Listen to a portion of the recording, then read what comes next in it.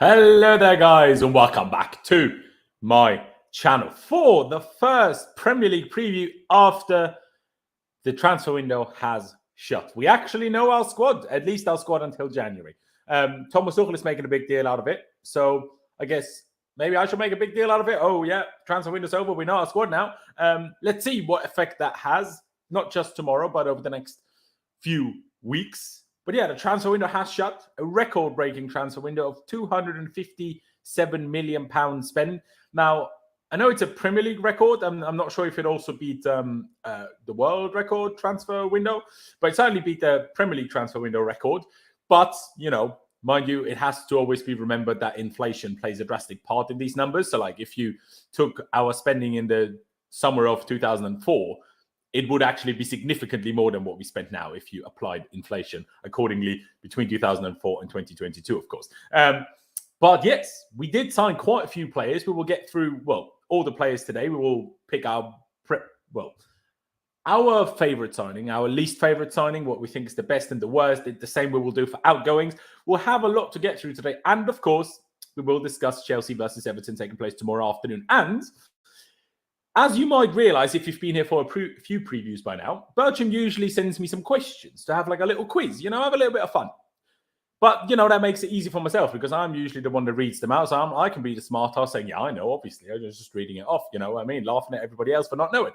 But today, I might also be ridiculed. So let's see what question Bertram will come with. But Bertram will be the one asking those questions today.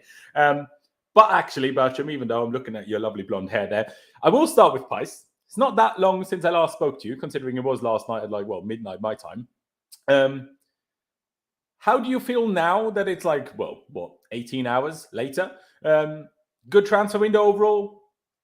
Do you think we should have done more? Is there certain things that you're not happy with? Or is overall your perspective, Boehly delivered. The question is now, can Tuchel and the players deliver?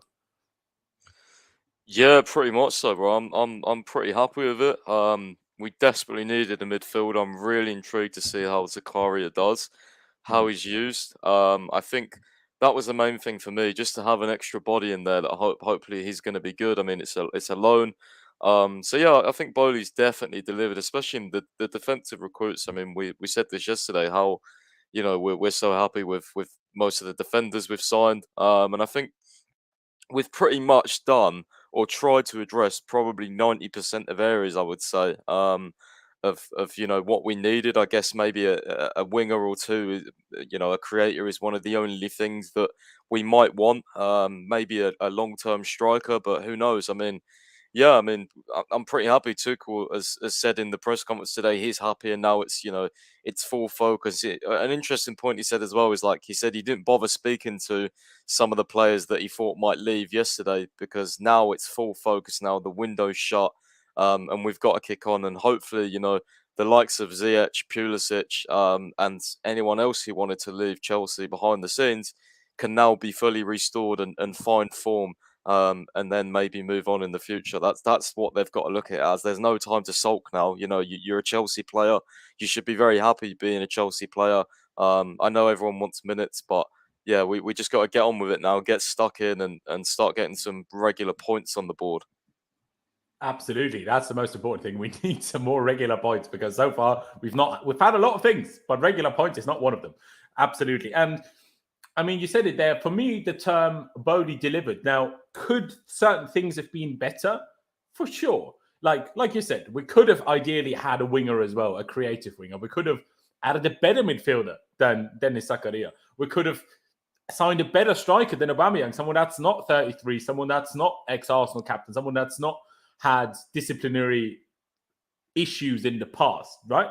But at the same time, you also have to be realistic. We had to spend a lot of money to get the players that we needed and wanted in other areas. Now, the one, and I will stick by this, I said this last night, the one where I'm in terms of what we really desperately needed, now I understand Chilwell's injury situation, but I'm at least we had numbers of players that are at least somewhat capable. Do you know what I mean? So I'm surprised that left wing back was seen as such a priority that Cucurella was one of our earliest signings. Now, I'm very happy with Cucurella. Do I think it was a bit expensive? Sure, but that's not really the issue now. Very happy with him. The way he's played, when we signed him, was already very happy with him. But in terms of priorities, I'm a little bit stumped by that rather than, midfield or right winger and stuff. But I think in terms of what you could have expected, in terms of how late we started the transfer window, and how none of us knew how this transfer window was going to go. Like, it was our first transfer window since Roman Abramovich, of course, and that's the first window since 2003 that we didn't have Roman Abramovich in. So none of us knew really how this was going to go. Like, were we going to spend a lot? Were we going to spend not a lot? Were we going to spend silly? Were we going to, just sign loads of stupid players? Were we going to turn into the new Tottenham when they tried to replace Gareth Bale, or Liverpool when they tried to replace, I don't know, Luis Suarez and Coutinho and stuff like that? Who knew? Who knew? But here we are. And we certainly have a squad to go into the season. Now, of course, the start of the season was particularly brilliant. So now we already have catch up to do. But Bertram, number one, thank you for being here. Appreciate it as always, man. Before we get into talking about West Ham, your thoughts. I haven't spoken to you really about the transfer window. So now the transfer window is done, 6, if you count Chukwuemeka, 7 signings to the first team. How would you resume it? I was looking at the list earlier today, and when you look at the list, it looks absolutely brilliant. And to an extent, I think it is. I think we replaced our 2 outgoing centre backs with Rudiger and Christensen with, Fofana, great signing, Koulibaly, great signing. I think we've addressed some of the issues we had. I was very happy we did get an attacker in. We actually got 2. I'm very happy we got Sterling in. To be honest, I'm just very happy that we addressed some major issues we had in our squad. I think we needed a goal scorer. I was super happy last night when I saw Aubameyang came in.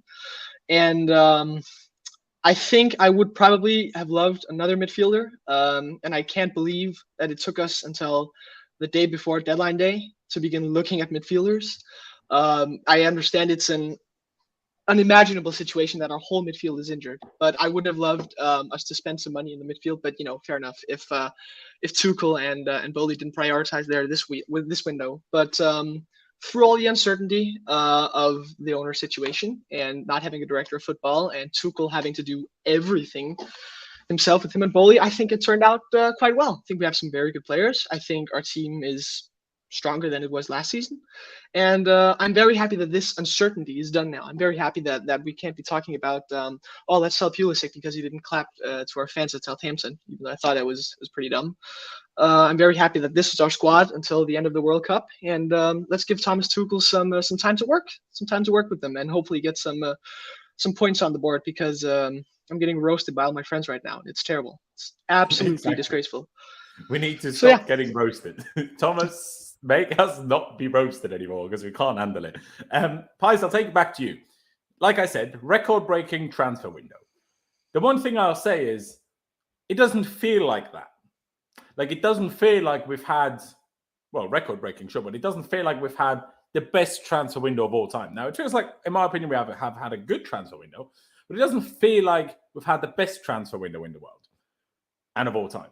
So now that's what's making me not really sure about how I feel at the fact that it is a record-breaking transfer window. While I'm like, for example, now in hindsight, it might not have, turned out that well for a lot of these players that we did sign in summer of 2020.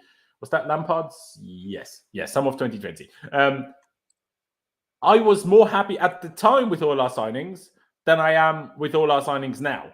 But we spent more, and obviously a lot of these didn't work out. But I guess right now we don't know if the ones we sign now will work out.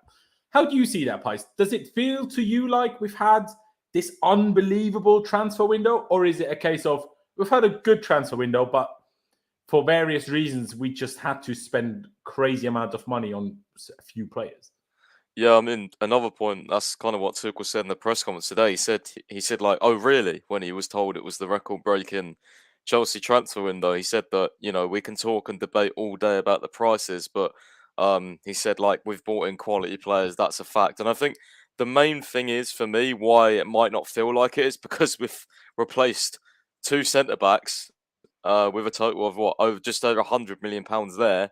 And then we've bought Cucurella for 50-odd mil, which is already 150 mil. So even though we've spent around 240, 250 mil, 150 on that is just on defenders and sorting out a starter for when, because obviously Chilwell is not looking great. So, I mean, 150 of that is already gone on defenders. So I think that's why it's not, people aren't that excited, because I think if you replaced one centre-back, say we only had to buy Koulibaly, well then look, we may have spent 80, 90 million pound on an attacker or something, and then I think people might be a lot more excited. The Athletic said on top of this, we already indicated later on, I think in the last few days, they said that we was ready to bid 80 million pound for Leao on top of what we had already bought, which is just crazy. So the intention is crazy, and I think why it's not so exciting is because we bought those defenders. But I think if you isolate the individual players, it's still like very exciting. Like I was gassed with the Cucurella signing. I'm gassed with the Fofana signing. I was gassed with the Koulibaly signing. Yeah, I just think maybe the hype. We've got Aubameyang in, he's cheap. It's not a new. I mean, it's a new, striker, but it's not like a new fancy toy. Like, you know what I mean? Like, we get that kind of vibe? Like, we've kind of just. I feel like we've plugged the areas we need, but not necessarily with like, I don't know, flashy signings. If you get what I mean. If that's that's how I'm trying to come across. Yeah, no, absolutely. And of course, the biggest, I mean, like you said there, we spent 100 million on centre-backs, and 100 million on centre-backs that in normal circumstances, at least one of them, I'd be very sure if we don't get sanctioned, at least one of Christensen and Rudiger stays, potentially both of them. And then we don't need to spend that 100 million. Now, would we have still tried to sign a centre-back, potentially Fofana, regardless of Christensen and Rudiger staying, and us maybe we would have tried to sell Christensen instead. Now, that would have changed the net spend, but not actually the real spend, or just the spending ourselves. That might not have changed. But still, the problem was also the urgency of what we needed and when we needed it. Plus, of course, with the sanctions and then the takeover, us being able to start really being active in the transfer window a little bit late, essentially. But before we get onto a very good piece by The Athletic in terms of, in hindsight, of the Chelsea transfer window, taking a bit of a deeper look in towards Todd Boehly, Berat Ekbali, and obviously Thomas Tuchel, and what we got up to during the summer, before we get into a few quotes of that Pice has thankfully tweeted. So I don't need to actually go through the whole article. We've never found anything specific that I'm trying to look at. I have a couple of questions for you, just to make it a bit interesting. And I also want the chat to get involved, because, and we'll start with the slightly more boring end. Outgoings. Now, we've had a lot of outgoings. Now, in the morning, Fenerbahce, or confirmed, or Michy Batshuayi's move to Fenerbahce was confirmed after his move to Nottingham Forest fell through at the very end. But we've had a lot of outgoings. I can't remember all of them, but there's like Batshuayi, Lukaku, Werner, Hudson-Odoi, Billy Gilmore, Dujon Sterling went out on loan, Harvey Vale went out on loan, Xavier Simmons went out on loan, Alonso left, Emerson left, obviously Rudiger Christensen left. Did anybody else leave? Like, there's probably a few that I haven't even mentioned yet. Like, we've had a lot of outgoings. Some of them permanently, some of them on loan. And I'll start with you, Bertram. If you had to pick the best and the worst of these outgoings, and how you in your head come to a conclusion for best and worst in terms of outgoing, that is up to you. Just explain how you got to it. Because for me, it's a case of probably the best one. And because of his farewell message today, which I was a big fan of, especially the last sentence, I almost don't want to say it, but the best one is probably Alonso. Oh, Barkley left too. Yeah, maybe Barkley. But the best one is probably, because Barkley, even when he was here, didn't start so much, so had less possibility to trigger me. But Alonso started all the time, and therefore triggered me a lot, right? So therefore, he might be up there with the best one, but it could also be Hudson-Odoi, just because we know a loan could do him very, very well, and that could, number one, drastically increase his transfer value, or we just get a much better player back in a year's time. So it's up to you, but where would you place the best and the worst in terms of outgoings? Well, I'd say we often talk when we're talking about Todd Boehly and his entrance into English football, we often talk about his signings, which have been very good. But I think when you look at the outgoings, I struggle to see where it could have been better. We offloaded Timo, which I thought was good. Alonso, a bit annoyed that we didn't get to see him at striker. If I'm honest with you, I would have paid a lot of money for that. But yeah, I'm happy to see him gone. Actually, I think if I had to choose my best, it would be between two. It'd be between Levi Colwill on loan, especially because if we'd sold him, I would have cried myself to sleep. It would have been terrible. I think we have a very, very, very promising young English centre back going to work with one of the best coaches in a fantastic team. So I'm really excited to see how he develops, and even more excited to see him in a blue shirt next season. And the second one, a player you may not have heard of, contract terminated. This I was all over the moon for these. Players that we weren't able to move on and have just been collecting wages for years. The likes of your Barclays and stuff. I was very happy, and I was very surprised that Boehly did this. Shows he means business, and it gets them off the wage book, which I was happy about, because otherwise they would have Winston Bogarted us with the contracts and stuff. Absolutely. And quickly, did you say the worst one? I think was the one last night with Billy Gilmore, for 9 million quid to Brighton. I think they've got a really good player there, and I'm so annoyed that we didn't get to see him carry on, because it was the week before lockdown where he got the man of the match performances against Everton and Liverpool, and he looked a Rolls Royce of a player. He's fallen a bit off. I don't think he has the quality that Tuchel wants. I hope that's the case, because it wouldn't make sense if he'd be balling out in training and we'd sold him. But I think hopefully we have a buyback clause, but not giving him a proper chance on a loan maybe really annoys me. So those are my thoughts on our outgoings.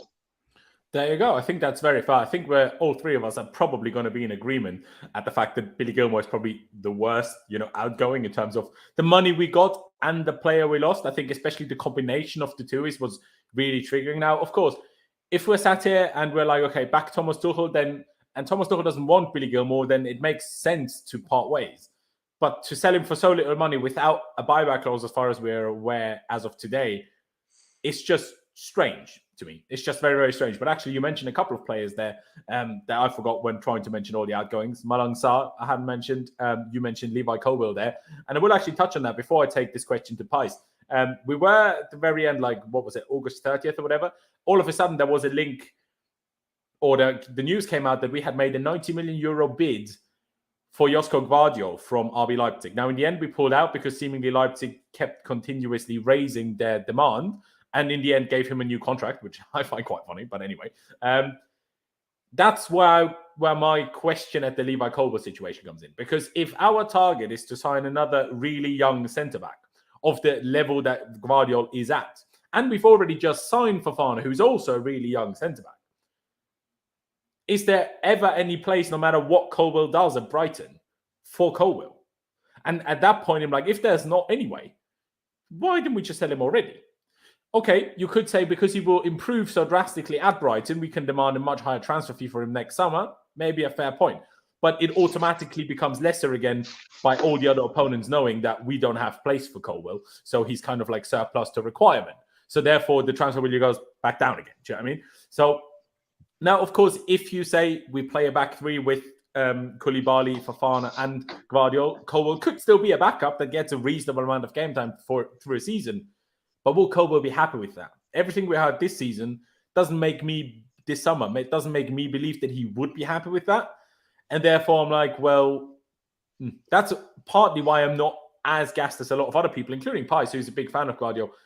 That's why I wasn't so excited about that news. I was like, number one, do we need it? Number two, what was that point in loaning Colwill? And let's not forget, we also paid extra for Cucurella, so they would accept Colwill on loan rather than permanently.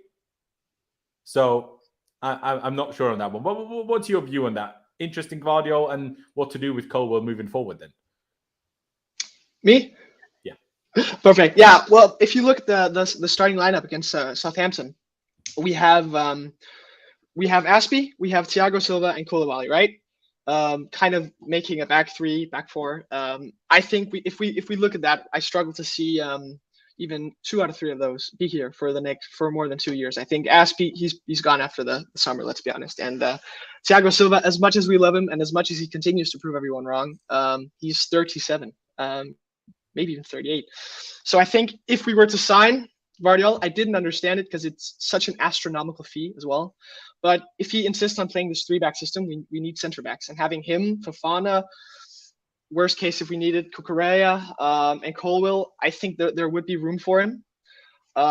So the signing didn't make me that bad, but I hope that he has a place in our team, because that was the one thing that I hope Thomas Tuchel wouldn't do this transfer window, because everyone's raved about him so much.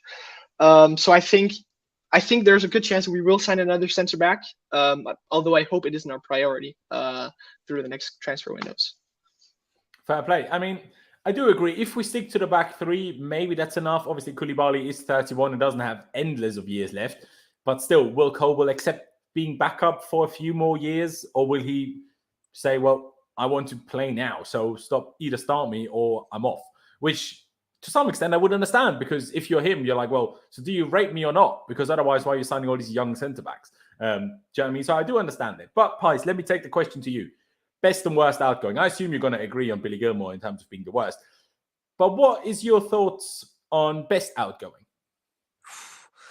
I'm really conflicted with this one because I mean, I don't know. I mean, I like Alonso, Werner, and Lukaku leaving equally as much. Probably, I don't know. I still back Lukaku obviously a bit more than Werner and Alonso, but I just think with the way it ended with the way it ended with Lukaku, and just the fact that, like, I don't know, I just don't like him anymore. Not that I did for ages anyway, but yeah, I was hoping like he could maybe stay one more year, but then I don't think it was a wise decision. I think they done the right decision, especially with just backing the manager and stuff. So I don't know whether I can choose. I might just lean towards Werner because he absolutely did my head in every time I watched him.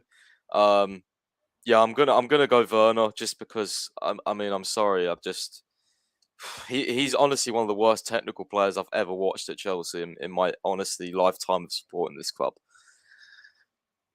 He might well be up there. No, most definitely, most definitely. It's also a fair shout. To be fair, it's a fair shout.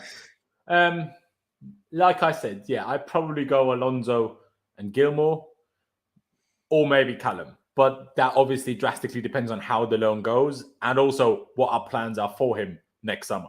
That obviously drastically depends on it. But as of right now, I can't know that. So I will say he might be my favorite outgoing in this sense.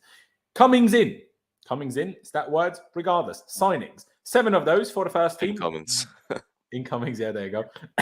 And a couple more for the youth team in Cesare Casadei and Hutchinson. And, well, Slonina as well. We'll have to wait and see what our plan is with him after his loan back to Chicago Fire.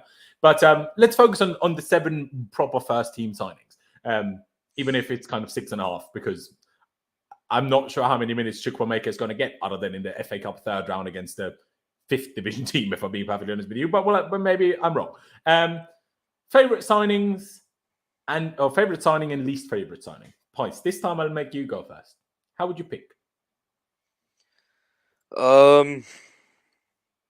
I think mine's probably Sterling, just because I think we needed an attacker so much, and I think to replace Werner with Sterling, I really liked that. And yeah, I think he's going to get us goals. I mean, 3 in the last 2. Even though I don't even think he's been playing like overall that well, but he's getting goals. So I think I think he's probably my favorite. But I easily think Fofana could become my favorite. Like, I really like that signing. I'm just a little bit worried, like with our big expensive signings, whether they get an injury again or they don't do as well as we think. Like, I'm just a little bit cautious, but I think he's an unbelievable talent. So I would go Sterling. Just because I think in the forward area, we needed that. And actually, I'm a fan of attackers more than defenders anyway, to be fair. Fair dues. Fair dues. If you had to pick a worst, then, I mean, I think we're probably all going to agree on that one as well. But what is yours, Pies? Worst signing?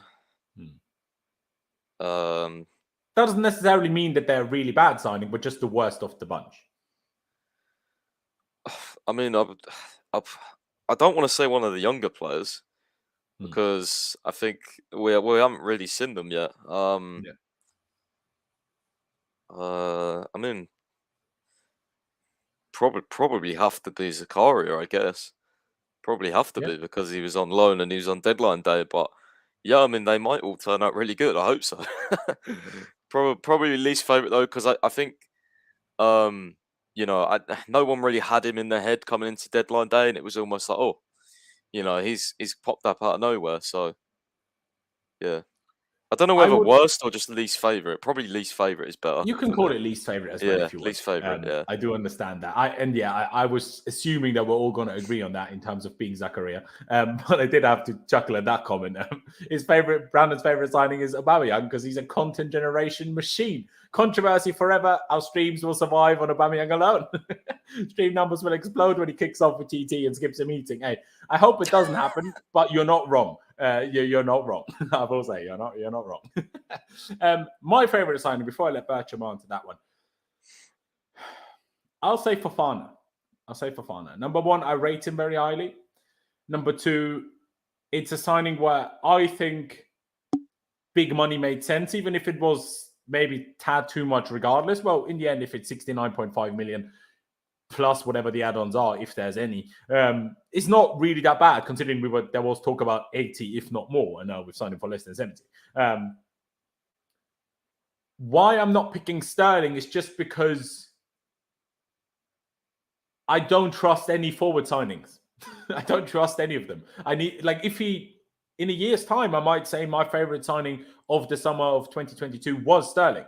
But as of right now, because I don't trust any of them to actually produce the output that we require from them and also that we expect from them, partly because of them, partly because of the system, partly because of all the other struggles we have, partly because of the rest of the team. That's why I won't pick Sterling or Aubameyang for that favorite signing. I'm going to pick Fofana. Why not Koulibaly compared to Fofana, even though as of today, Koulibaly might be better.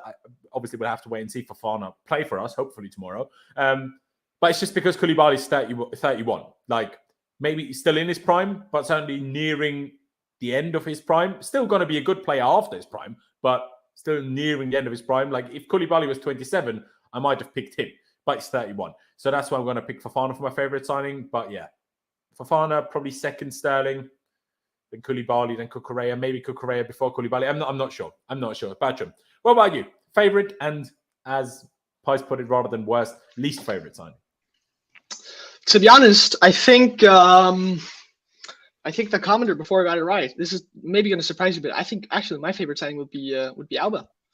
To be honest with you, I was personally desperate for us to sign him throughout the summer, and I think when you look at the deal, I think we can't lose on it because we both lost Alonso to it. I think it was good. We paid 12 million euros for a proven goal scorer, a guy who knows Thomas Tuchel in his system, and a type of player that maybe other than like Broja, I don't think we have. I'm so happy we have someone like him in, because suddenly we won't go from having two central forwards, in a sense, having three, and it's not some kind of lottery number we pulled out of the Romanian league. This is a proven goal scorer. He's been very good for Barcelona as well. He looks pretty sharp when I watch him. And I think this is all around a good deal, and I hope he gets. You know how it is when we sign players from Arsenal. It always goes well. The issue is he's a bit of a ticking time bomb, as the comment alluded to. I'm going to be so pissed if he ends up pulling some of those tricks here. But when you look at the deal, I think also in general we've had a good summer. Signed some very good players. If I had to choose one that was least not inspiring, and I think this is very, very harsh, I think it would have to be Zakaria as well. But we needed a midfielder. I was super happy to see him come in. But that's only because he reminds me a lot of Saul personally. So that would be my takes on our incomings. Let me actually jump in on that in terms of your answer of Aubameyang, because obviously a year ago we were in a very similar situation where we're like, we just desperately need a striker. Then last year we signed a £100 million striker in Romelu Lukaku. A lot of us, I'm not going to say all of us, but a lot of us were very like, we're going to win the league, especially after his first game against Arsenal. We're like, we're amazing. And then in the end, it didn't quite happen that way. What makes you confident that Aubameyang is going to be different? Because, like I say, you're right. We needed a striker. Well, we needed a striker last year. What makes you think that this time it's going to work out better? And I say last year. Think of the last, God knows how many years before Tammy, essentially. Higuain, Morata, like all sorts of players where you're like, well, there was hope. Well, with Higuain, less so, but with Morata, there was hope. And then it just didn't work. What makes you think that it's going to go differently with Aubameyang? I'm going to be honest with you with the if you take me back to if you remember the Aston Villa game we had at home last year where Lukaku scored 2, if you take me back there, and still right now, I struggle to tell you why, or struggle to explain and understand why Lukaku didn't work. Everything was written in the stars. One of the best strikers in the whole of Europe. His boyhood club to come back. The things he said, he even proved it while scoring goals. I really struggle to understand how it went so wrong. I know that most of the blame lies in his court, maybe even some with Thomas Tuchel. But I really don't understand how that went wrong. And for Aubameyang, I know Thomas Tuchel has failed with the 9s we have. I see it with Tammy, but I see it like maybe he wasn't able to use Tammy in a way that he wanted to. Be fair, he didn't try either. He just didn't even put him on the bench most of the time. No, he didn't try Tammy, which is a good thing we sold him then. But I see it in the way that Aubameyang, he's primarily proven. I know it didn't go too well at the end with Arsenal, but he did get the golden boot along with Mane and Salah. And I still think he looks sharp.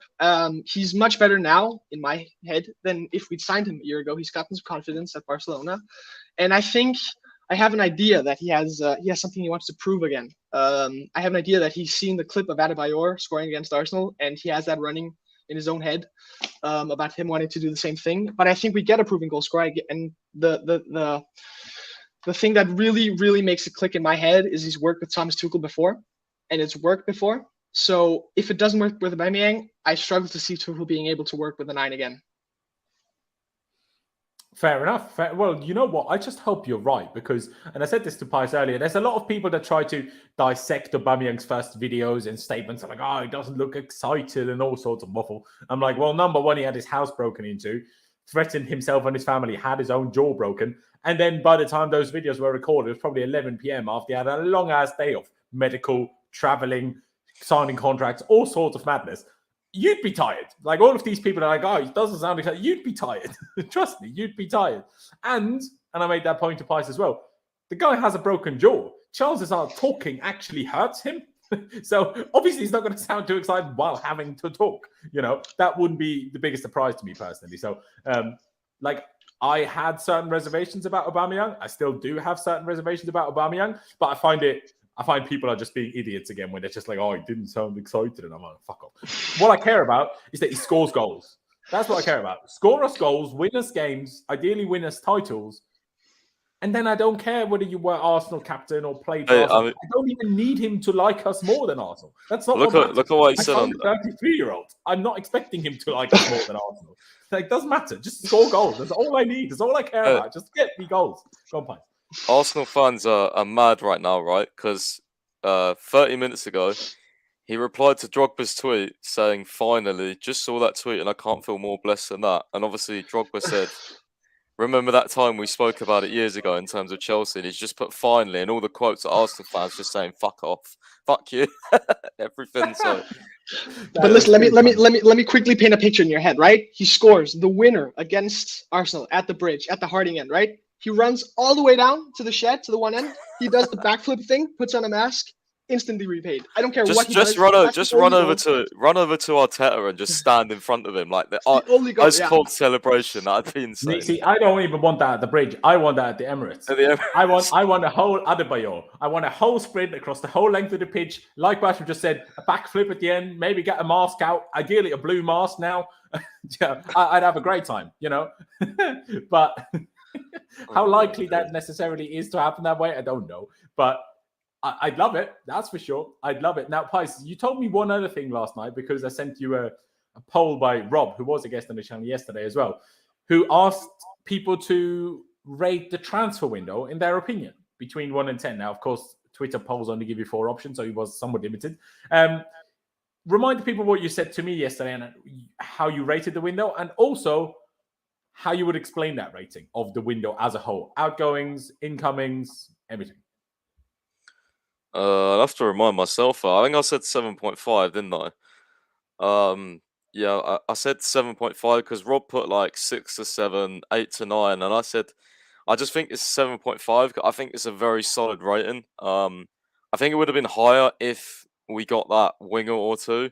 Probably just like another creative winger. Like I feel like we've only still got Sterling. Like I feel like we're lacking that. You know, there was rumors about Zaha. There was, you know, other route. I don't think Gordon would have been that either. I'm just thinking more. Like, I still think we're missing a spark in attack still. So I think it would have been like 8, 9 with that, and obviously probably not a lone midfielder in midfield. Ideally, if we got one of our targets in midfield, which is very interesting. Obviously, going to come on to speaking about Alvarez in a bit with the Athletic articles. But yeah, I'd probably say a midfielder, a DM, and another creative attacker or a winger with just that extra spark to add to our attack. I'd probably give it. Then you're looking at 8.5, 9 and above, because I think we've addressed most areas. And I like the signings. It's just obviously, even I understand you can't do everything in one window. That'd just be insane. I mean, I feel like we've got more. Like, I didn't think we would honestly address this midfield, and I'm just happy we have. And I hope to God he's good, and it's not another Saul. I hope to God he does good and helps us out. As do I. I've highlighted the tweet Pice was talking about of Aubameyang. I had to zoom out a bit so you can actually see it all. I hope it's big enough for you all to read. But as you can see at the top, Didier Drogba quote tweeting Aubameyang's picture with the number 9, which personally I think is a huge thinker, by the way. Number one, if he's such great mates with Didier Drogba, why didn't he take the 11 just for that reason? Number one. And number two, the whole curse. No one needs a number 9 in Chelsea. Get in the bin with that. Like, what is that? That makes me genuinely, the fact that he wants to break it, less hopeful of his time at Chelsea. I know I shouldn't, and I'm not even usually a superstitious person, but I've had enough now. Like, I've absolutely had enough. How can you not be like? It's crazy. How can you not be superstitious at this point? This number, like, Tammy scored 15 goals, yeah, but half of them were in like the first 3 or 4 games. For God's sake, it's ridiculous with this number 9. I think Hasselbank is like him, like a couple of others, maybe one other, a couple of others are the only ones that have sort of done well in it. So annoying. There you go. Yeah, fair play. Let me actually. Where was this comment? Here. By Thomas SW6. It's a simple answer. Because number one, Giroud was never our starting strikers. How many games did Giroud even get to start against Arsenal? Did he even start any? He did score. Know. He scored in the final, European final. He scored in the final, Thomas. You're even waffling. He dunked on them in Baku, bro. Remember that header? He dunked on them and put his knees up. But still, also Aubameyang is way better than Giroud. I know a lot of people are huge fans of Giroud and stuff, but let's be honest here. Giroud had a few good games, but was also so often disappointed. We were frustrated at how slow he is. Like, people like to forget the negative things, but like, PL, not a final. Okay. Well, he still scored against them. You can't just ignore a flipping final. But anyway, fair play. You said 7.5, Pice. I would probably say just below what you said. I'll say a 7. But in terms of rating for our transfer window, now a lot of things come into that. Number one, I don't include losing Rudiger and Christensen as part of the transfer window because they didn't leave in a transfer window. The problem is they left on free agents because we didn't manage to give them new contracts before we got sanctioned. So that's not part of the transfer window. So therefore, I'm saying and I'm judging it as a fact of we had to replace a lot of things. We did, in my opinion, arguably, more than I expected us to do, if I'm being perfectly honest with you. I'm happy with a lot of the outgoings. The only outgoing I'm really unhappy with, I guess, is Billy Gilmore. All the other ones, I'm like, either great or fair enough. Like, I don't really have much of an opinion on a lot of these.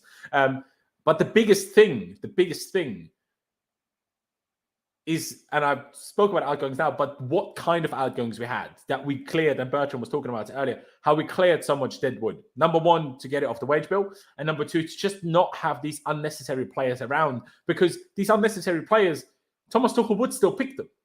Like, Thomas Tuchel did still pick a lot of Barkley every now and again. Did still pick Marcus Alonso every week after Chile got injured. Did still pick Timo Werner way more than he ever should have been picked. And now that they're gone, I don't have to trust my manager to not pick them anymore. I know he can't, because I can't trust Thomas Tuchel to not pick stupid players sometimes. Unfortunately, he does that. So now that they're gone, he can't pick them anymore. So that's, in my opinion, my favorite thing about the whole transfer window, if I'm being perfectly honest. But yeah, there's been some good signings. Anywhere between a 6 and a 7, I am. I'd probably go 7 just because I want to be positive as well. But yeah, I'd give it a 7. And I tweeted something earlier today because a lot of people are, still questioning certain signings. They're like, Zakaria and Aubameyang. A lot of people have their negative things to say about it. And even, a few of the other players are overspent or is it good enough, blah, blah, blah. I'm like, stop it now. the transfer window is done. We've signed these players. And as much as I was super vocal and critical of our interest in Anthony Gordon, the second we would have, had we signed him, the second he would have signed, I would have stopped that. Because once he's here, he's our player. I don't go out of my way to just slate our players when they've done nothing wrong. Now, if they've won Zakaria and Aubameyang, if they've all played games and they played multiple bad games, then let's go criticize them. Of course, we're fans. That's what we're literally here for, right? To say our opinion, to have an opinion, to live and love our football club. But now, they've not done anything wrong yet. So let's not question him. Let's not criticize them. Let's actually see what we can get from him. And that's first and foremost in my head goes for Zakaria, because I don't see him as a real DM. But maybe I'll be proved wrong. So why would I now run around saying, I don't like him, blah, blah, blah, because I don't think he's the player that we need. I believe that, but I'm not going to run around shouting that around until I see whether that's true. Because maybe Thomas Tuchel puts him as the deep six, as the sitting six, instead of Jorginho in certain games, and it works fantastically. Maybe so, maybe it does. So I'm not going to question these signings yet. I'm not going to criticize the signings yet. Give them time, support them. That's what we need now, especially with the start to the season we've had. But Bertram, on your end, rating out of 10 for the whole transfer window, what would you give? Well, personally, I can't believe you're rating it that lowly. I'd give him Mateo Kovacic number 8. I think we've dealt with the window very well. We look at the variables about not having Boehly and Clearlake in until late, and I'm very impressed with our outgoings. As I said before, I can't really put a finger on it. Instead of maybe Billy Gilmore, but we're not there, so maybe it was the right thing. I think it would be difficult to solve all of our problems in one window because we have so many, as we've accumulated so many players from different coaches and time periods. So I think we've done very well for ourselves. I would have pushed it up if we had maybe rationed our money on some players and spent it differently. I really hope if we'd gotten Alvarez or Sangre, I would have bumped it up to like 8.5, but I'm not crazy into the fact that any of those players, because we haven't scouted them for long enough. You know, if they were a target for a long time, like a Fofana, for example, it would have been better. I would personally give it an 8. And I think it ties in with the next couple of windows, because if we begin solving the problems in like buying a DM, I saw Pice's tweet where it said that the Ajax were open for us to go in and get Alvarez in the winter. I think it makes it better. I think we've dealt with it very well. Cleared some of the deadwood, solved the gaping holes in our squad, added some star quality in like added players on top of our squad, like Cucurella, someone we didn't really need, but it adds quality. And with Zakaria as well, I think we fixed the most gaping holes, and I hope we continue building it. Fair play. Now, let me quickly highlight this comment by Wing, because he's donated a lot recently as well. Now, while I disagree with you on slandering those two, there's so many players to slander. Now, a lot of these are thankfully gone now. But there were so many players to slander, and people picked Mount and Kai, which I never understood last season. Now it's a bit more fair. Now that Lukaku's gone, Werner's gone, Alonso's gone, Barkley's gone. Fair enough if you want to pick on someone. Personally, I don't necessarily agree with you. But at least these players have been here and you've seen them. So there is something to base your criticism on. Players that we've just signed, there's nothing to base that on yet, except what they've done in the past. But, you know, as we've seen with Lukaku, what players have done at past clubs doesn't necessarily mean will translate to Chelsea. It can go worse. It can go much better. That can both happen. So that's why I'm saying hold out on the criticism on the actual signings for the time being. Now, another very important thing to say is that this summer, not only did we go through it with the new ownership, we also went through it with basically our manager being the guy in charge of having to pick players. I mean, obviously we had a background, scouting system. We had past data collections of players that we were scouting under the old ownership, but also under new ownership. Like those scouts didn't just run away, right?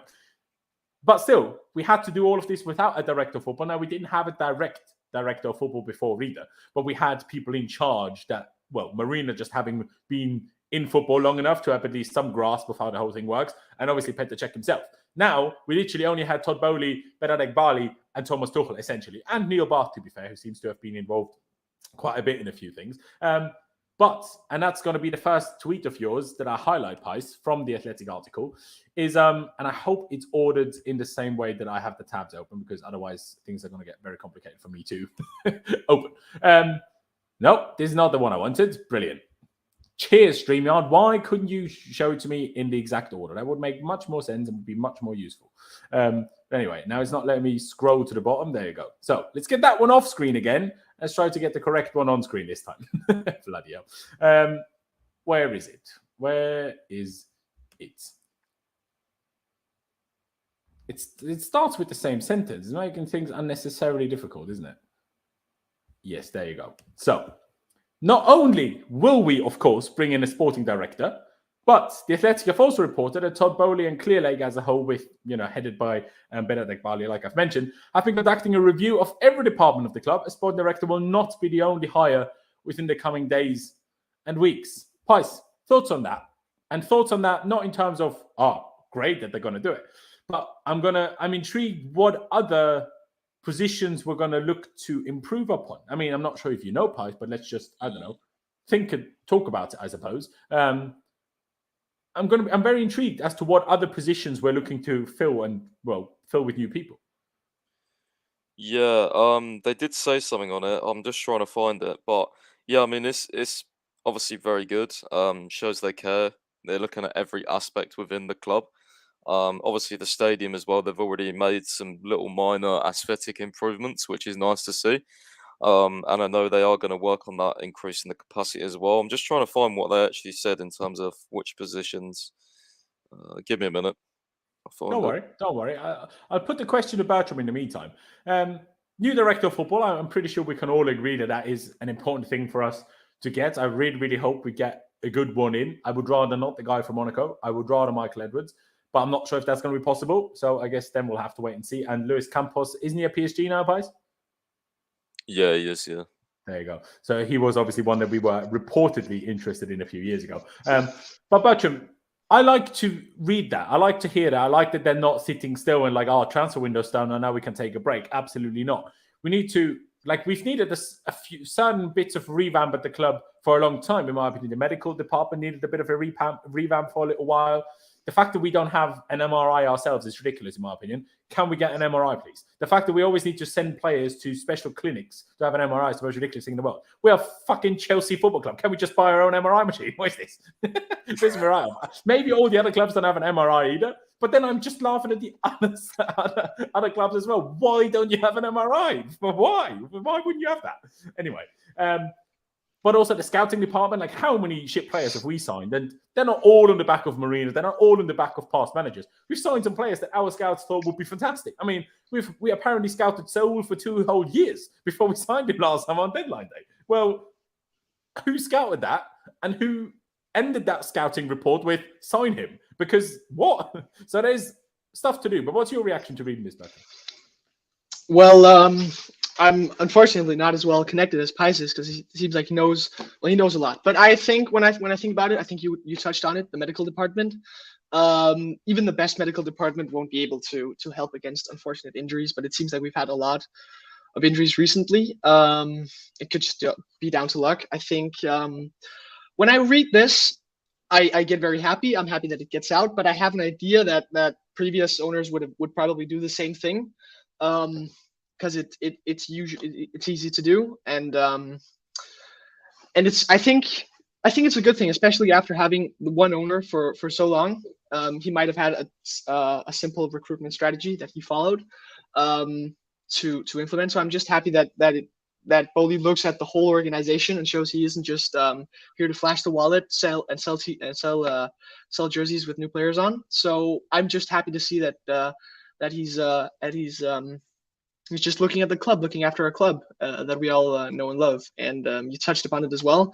They're looking at both people in terms of the roles we have. Also Stamford Bridge. I can't tell you why, but I just love the photo where it says Chelsea Football Club in the East Stand, I think. East Stand, yeah. Just these small aesthetic things. So as long as he doesn't fire, is he a physio? The Scottish guy, Billy. Yeah, Billy. Yeah, as long as he doesn't fire him, I'll be happy. But I think it's a normal thing you do in clubs. But especially having one owner for such a long time, it'd be interesting to see if he hasn't given away any handouts like, oh, this is my son. He's a director of football now, for example, and he doesn't have the qualities for it. So I'm just happy to see that they care about the club seemingly as much as we do. Absolutely. I mean, HM, sorry this comment, but I have to firmly disagree with that.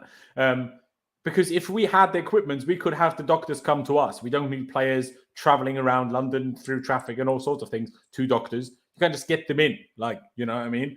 Either you hire them permanently, or like these doctors, or you just get them in. Do you know what I mean? If you have the equipment, because the evaluation, of course, you're right, plays a big difference. But it's, a lot of these specialists then are not sports specialists, because they're sports specialists. They're often hired by clubs, right? So I don't fully agree with you there. Of course, it's both of it is relevant, but I'm like, just have an MRI anyway, especially because you then can do much more regular checkups. I don't need to always, because maybe for the initial evaluation, you're right that you need the expert to judge an injury, whether it's a ligament injury, whatever it may be, right? But to judge the improvement, to judge the rehab process, you don't need to every time have the expert on it. Like, we have qualified doctors at the club that know what a knee is supposed to look like. Do you know what I mean? So I would most certainly say that. Pice, have you found what we are looking for? That you said Havertz. There you go. Tell me. I have it. So, shall I read it all out? It's like a little paragraph. Well, you can either read the whole paragraph or summarize the most important points, whatever you Yeah, feel. okay, so it says Boehly and Clearlake have spent the first few months doing more than simply trying to buy and sell players for Chelsea. They have been conducting a review of every department of the club. And then it obviously says what I said in my tweet about a new sporting director. Then it says, within the sporting, business, or commercial operations in the coming days and weeks, Boehly Clearlake are seeking to build an industry-leading organisation. So sporting, business, and commercial. Isn't Very business good. and commercial the same thing, though? Isn't that what they bought Tom Glick in for? Wasn't it? But I It don't know. is kind of business and commercial. It's kind of the same. I guess business can also be in sense of what do we charge things for? Like, do you know what I mean? Like all sorts of business strands, while commercial is just negotiating new sponsorship deals. Like, I mean, we don't have that much longer left on the 3 deal, I think. So I'm expecting a significantly better, bigger, and all sorts of sponsor after that, considering 3 is mostly a UK thing nowadays, because most other places in the world doesn't have 3 as a phone provider anymore. So, you know, I mean, we do in Austria, fair play, but I'm not sure. Do you have 3 in Denmark, Bertram? Are they still a thing in Denmark? They are. We have the most stupid commercials with 3, unfortunately. Who doesn't? I think that's just a 3 thing, unfortunately. Sorry, boys. They won't be sending me any free shirts, but I'm banking on the fact that we'll have a new sponsor soon, and they will send me free shirts. But yeah, and obviously, sporting is interesting. What will they mean by that? Could be scouts. Will sporting mean medical? Potentially. I guess we will never know we will not know for sure until we've actually hired those people. But in general, Pice, while I decide which tab to pick next, your thoughts on that they're doing this? I assume you're very happy about it. Yeah, very happy. I'm just more intrigued rather than anything, because I think, you know, it's not all about transfers. It's about the little things that you can add inside the club that can make the difference. So, you know, obviously they've got bigger and wider brains and ideas than I have, and I'm just really intrigued to see, because they are sort of both sort of business guys and they want to grow Chelsea as a brand and as a team and as a club. I want to see what sort of stuff they do, like who they hire and things like that. So yeah, I'm really intrigued to see what they do. I'm not gonna lie, I'm really intrigued. Excuse me. Yeah, there you go. And as am I. I'm very intrigued to see what we're actually going to do with. Let me get to this one. No, that's not the right one. Where is it? Is that the right one? Are you trying to lie to me again? I think it's the correct one. Sources told The Athletic. There you go. That's the one I need to start with, because I think this is a very interesting one, and I will add something to that, to the tweet itself. The fact that the article said that the ownership kind of regrets wasting and spending as much time on trying to get Jules Koundé, who in the end we failed to get, number one, but number two, our manager wasn't even that much of a fan of. And then here saying, sources told The Athletic that a detailed statistical analysis of dozens of right-sided defenders led them to withdraw from Koundé and turn to Wesley Fofana, which is good. Just would have been good if you start that a bit earlier. But I guess, you know, as much as that is something to criticize, it's also an understandable kind of problem to occur in a new ownership's first transfer window, without large majorities of the past, you know, employees of the club there, without a director of football. So it's understandable. But it's an interesting... comments, man, honestly. Look at my Sorry? comments are just funny. Look at the first comment on my text. Twitter's so funny. Aye. But why do people always have to be derogatory? Like, come on, don't know. just say he's small. I call him a midget, man. But It's anyway, Twitter, I don't know. It's funny. Yeah, but it's still good to see that the detailed statistical analysis is what led us to go for Fofana. And in the end, something to highlight, which I can't remember if I mentioned it yesterday, but regardless, the fact that apparently before the takeover was complete, and when we still had the old ownership, basically the opinion was we'd like Fofana, like we've been looking at him even under the old ownership structure, but he's not going to be available from Leicester this summer. Marina and Petr Cech also informed Todd Boehly about this before they both left. But Todd Boehly was like, well, I don't care. I'm just going to try anyway. And here we are. And we managed to sign one of the best young centre-backs in the whole world. So that is fantastic. Big fan of that. I mean, Pies, is there anything you would like to say, add, or contribute to whatever, to the tweet I have up now? Because otherwise I'll highlight the next one so we can slowly move on. Just what you said, really. I don't know. I mean, when did they do this and why did they not do this before? Like, usually you'd look at, I don't know how they do the statistical analysis, but surely you'd sit down, get that info up, and then decide to go for that one target rather than go for someone and then think, oh, do we actually need to look more at the...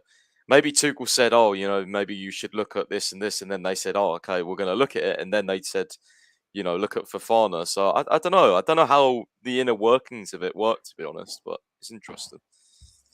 That is a good point. I'm not 100% sure on how the inner workings of that work either, if I'm being perfectly honest with you. But the next thing I would like to talk about is a player that was mentioned a couple of times on this stream so far already, Edson Alvarez, because there has been talk about him elsewhere. Is it this one? There you go. Sources told The Athletic that the club planned to revisit the Edson Alvarez deal in January. What else they reported is that Alvarez wasn't actually a last-minute kind of decision. Oh, he's reasonable, he's decent, let's jump on that. I mean, obviously, Rob told me yesterday on the stream that our order of midfield options was kind of Tchouaméni, who we all knew wasn't going to be possible after we bottled it last summer, which, of course, has nothing to do with what's left at the club now, really, other than Thomas Tuchel, who said, he could do with another year at Monaco. Well, had a stinker there, unfortunately. Next on that list was apparently Edson Alvarez. Now, the part I don't understand is if we actually do plan to revisit that deal in January, and our plan is still to sign Rice next summer, what do we do with Rice and Alvarez? Why don't he both? Yeah. Because surely Alvarez is a bit too expensive to be just Rice's backup. And I definitely don't want them to be playing together.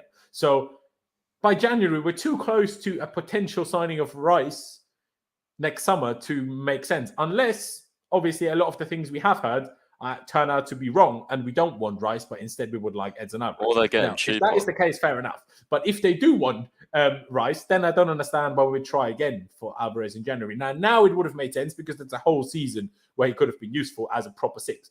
But by January, of course, with the World Cup, there's not as much of the season already done by January as there is usually. But still, I'm like, there's not that long left. So what's the point? Pies, what do you think about that before I ask Bertram? I just think the only thing I was thinking was now the window's over, maybe the price, like, because I think, what was he going to be, like 40 mil plus? Maybe they get him for 50 like million euros, which is 43 million pounds. Yeah, so maybe they will get him like cheaper now, and like if they negotiate a deal for next summer, maybe they get him cheaper or in January. I'm not sure, because then they would have time to find a replacement. That's the only thing I was thinking where he could become like a Rice backup. But this is interesting to me because I feel like if they are planning this, then I definitely feel like just done all of this might sooner, not just after we lost to Southampton. Yeah, I mean, the Ajax reporter Mike Verwey has come out like 10 minutes ago on his podcast saying that we may even hold talks as early as in the next few days to get it done. So, I mean, Boehly's just. Is he going to get a director of football? Because he seems to be loving these transfer talks. He's like, fucking who needs a director of football? He's like, I'm just going to spend all my time between now and January. He's going to be like, I don't know, literally Hermione Granger, reading every book he can find on how things work, and he's just going to be, the the meme was like, I'm the captain now. He's like, I'm the director of football now. He is like the dream. He is the dream. He's living the dream, definitely. I think our Chelsea just posted a short video about Zakaria, 10 seconds. Pretty cool video as well. Interesting.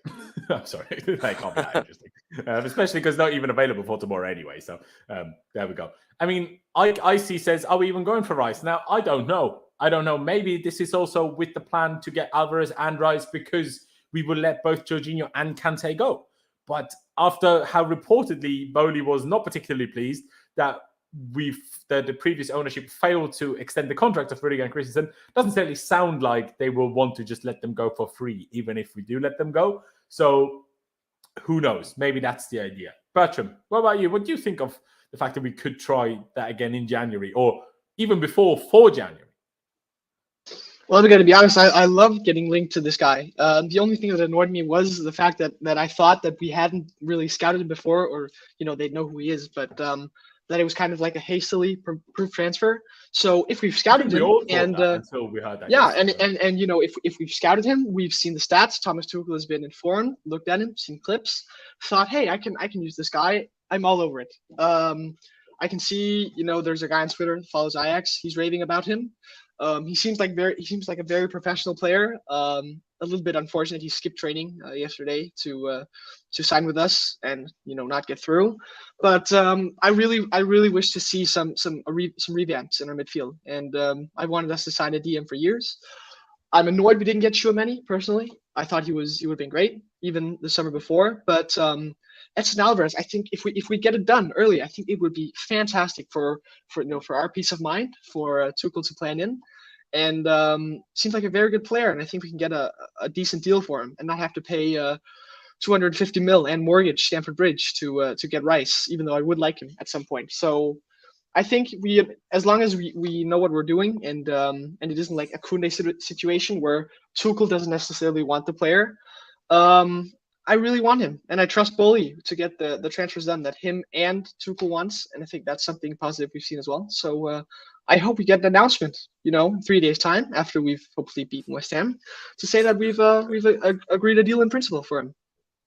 There you go. Fair play. I think because we've already been here for an hour, it's probably about time we get to talking about West Ham. Before we do that, two things. Number one, ladies and gentlemen, please do subscribe if you haven't already. We have 300 people here, which for a preview is pretty good. So get subscribed if you haven't already. I massively appreciate it. Smash that like button as well. And of course, please do follow Pice on his Twitter and check out his website down in the description below. But now, rather than at the very end, we will do a little bit of a Chelsea West Ham quiz already now. And like I said in the intro already, but not all of you were definitely here by then. Today, I'm also in the spotlight. I might also end up being ridiculed. So, Bertram, what you got for us? Okay, we'll start off. I created this morning, so it's important that the stats are updated. I nearly had a bit of a mare with this first question, but alas, we will continue. Which current Chelsea player, the person in the first team, is the top scorer against West Ham? So which current Chelsea player has the most Premier League goals against West Ham? And chat, get you involved as well to see what you got. Okay. No, I have to think about this. No options for this one. No options for this one. When I would have given them to you, but then I figured it out, and I thought, yeah. Yeah, it's got to be Aubameyang. He's just scored them for Arsenal. Okay, Aubameyang, great shout. Pice, what do you think? Wait, is new signings counting then? I will. Yeah, I did it this morning. So yeah, stats are updated. So manually check them through Transfermarkt. Pice, what do you got? I'm trying to think. Lawrence, what is the chat saying? What are the prominent names? There's a few Aubameyangs. Someone said Hazard, but obviously we're talking about current players, so that can't be that. Someone said Pulisic, Mount. I was thinking Mount as well, but I was like, surely Aubameyang has scored more against them than Mount has. Hence why I went Aubameyang. I see that both you two and the chat have had the same error that I did. The answer is actually... Wait, I've got a different answer. I'm going to throw a random one and say Azpilicueta. Actually, you're going to kick yourselves for this. It's Raheem Sterling. Oh, of course. For fuck's sake. He scored 8 goals against him. Okay. Of course. But I was like, other than who's the him, new goal scorer on his side? Other than him, Who's played for Man City the last fucking 10 years? other than him, right? I checked Aubameyang. He was my first thought as well. Only scored once against them, actually. Oh, But I'm other so than calm. him, Thankfully, he's not other than available him, tomorrow. are only the person other than Sterling is actually Thiago Silva. 2 goals. Mad.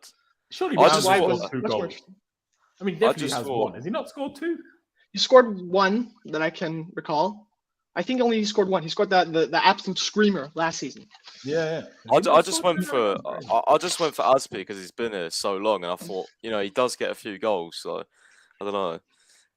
There you go. Yeah. Okay. But yeah, fair play, football style, and J Arch. You got it right. You spot on. That's the next one. Okay, next question.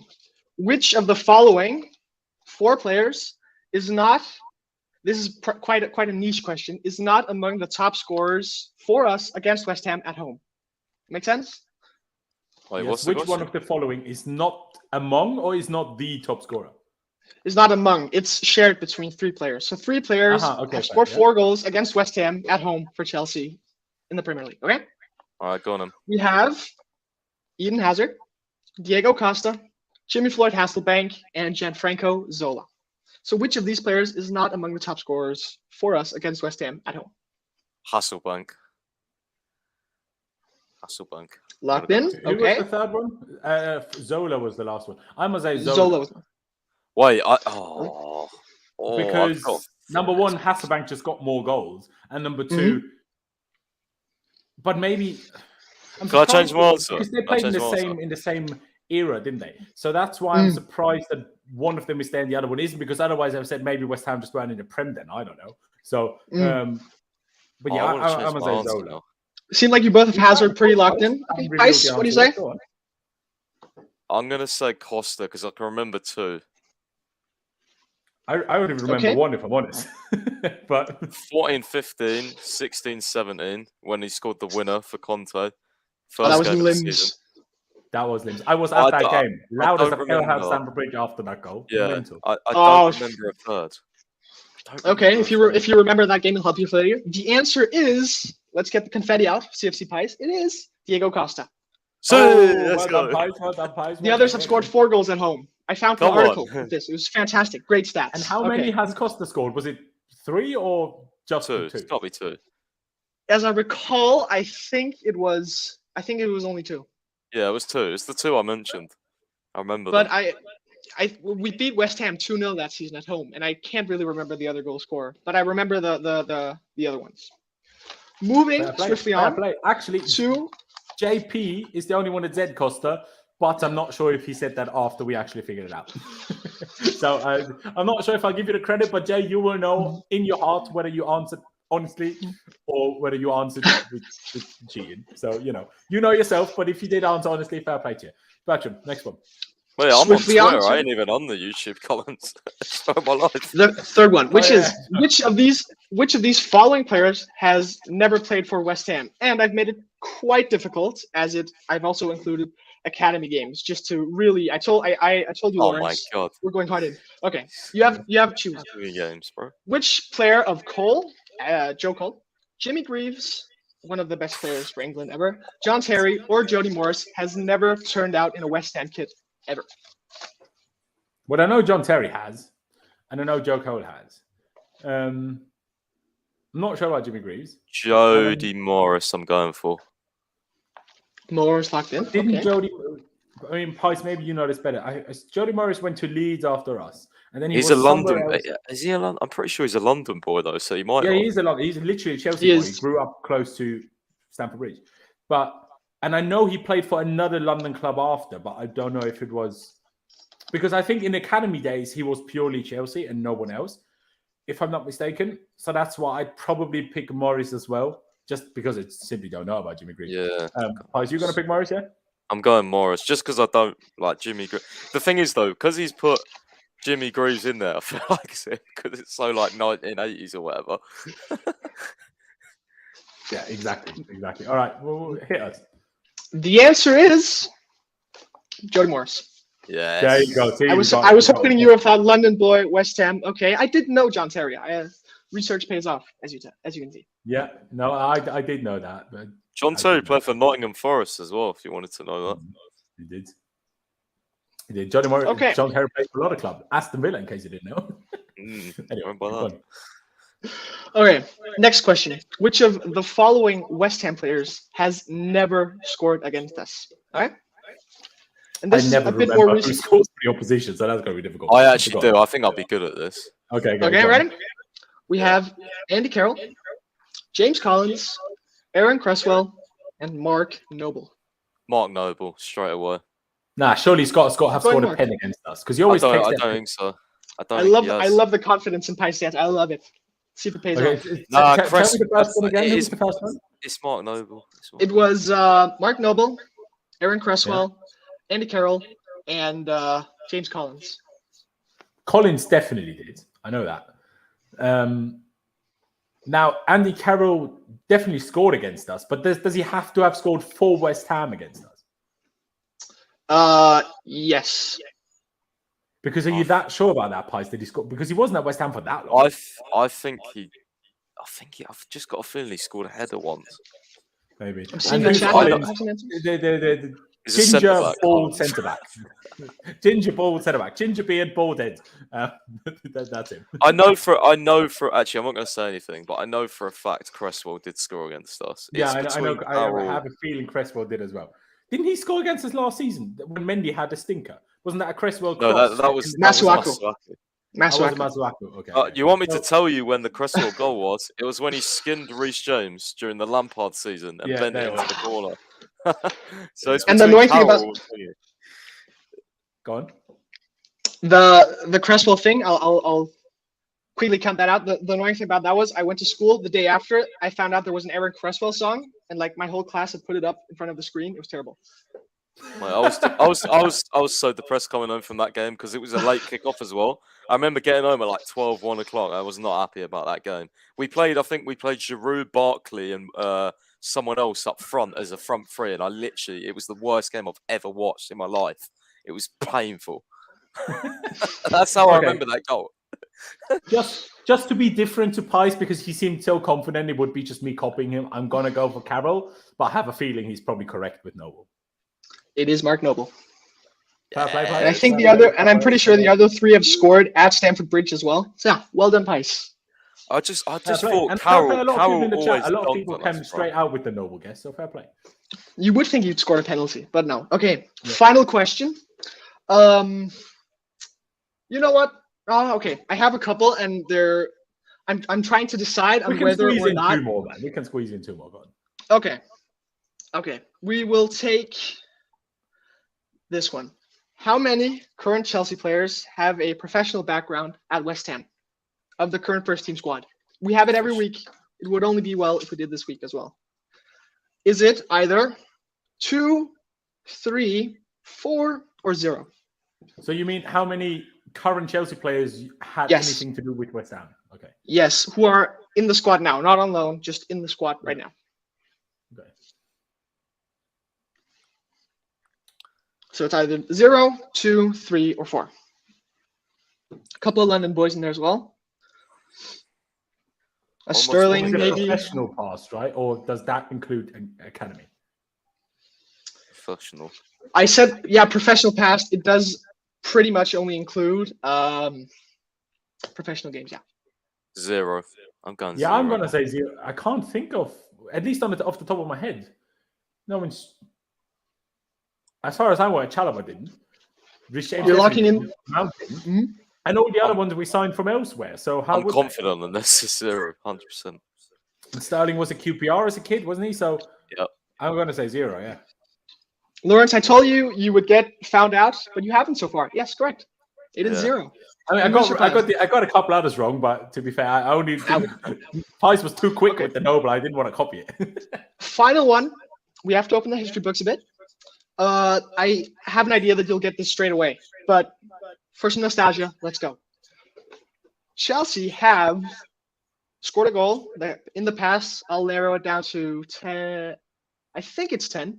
Last 10 years have scored a goal of the month goal against West Ham. Who scored this goal? Oh, yeah, easy. Easy. You're- Ladies and you're- gentlemen, in the chat, we'll give them a second before we shout it out. But Easy. put the Guys, you'll idea kick out. yourself after this. You will kick yourself after this. I'm impressed with Laurenz. It's gotta be, bro. If that goal didn't win goal of the month, then we need to have some talks with whoever kicks goal of the month. Yeah. I've got it now. I got it now. All right, Laurenz, your channel. You go. Hazard in Sarri's season. Yeah. Sarri's season. when he Got to be dribbled past all Hazard's of them. one. Magical. God, I I think don't that's the understand how best good. goal. I think that's the best goal I've seen live. I think his second goal was really good as well. But I remember watching that, Best and I goal you've literally, seen live, that's a good I call. think so. I'm trying to think. I mean, I've been to games for years, but I think that's Yeah. just the best goal I've seen from a Well- Chelsea player. I think the Yeah. best goal I saw from an opposition player, from what I can remember, was I think you remember Henderson scoring against Chelsea, Yeah. like a curler. Against Courtois. That was like- fucking ridiculous. That was It ridiculous. It was. That is a fair shout, you know. I'm actually pick a player from my local club, Daniel Schütz, shit player. But all of a sudden, he scored an overhead kick against Red Bull Salzburg in a home game. I was like, just the most ridiculous thing I've ever seen in my life. Well, to be fair, Sturridge for Liverpool scored an 88th minute goal. Oh. You remember that goal? That was insane as well. Kind of similar to Henderson's, wasn't it? But not as that far, was but- even. It's always the Liverpool players. Always. Yeah, man, always Liverpool. Salah as well in the same season, scoring a scream. We always concede screamers. There you Well, go. There you go. Thank Best you for goal letting you've me seen quiz. live? I mean, if you saw that live, that's fair. But otherwise, No, I didn't. That's too far for me. yeah, I no, think exactly. I think I first started going 2010. I think so. That's still a few years before. It's still 12 years now, bro. So Yeah, so it's a lot of time, but not Essien time. no, not quite Asian time. All right, boys.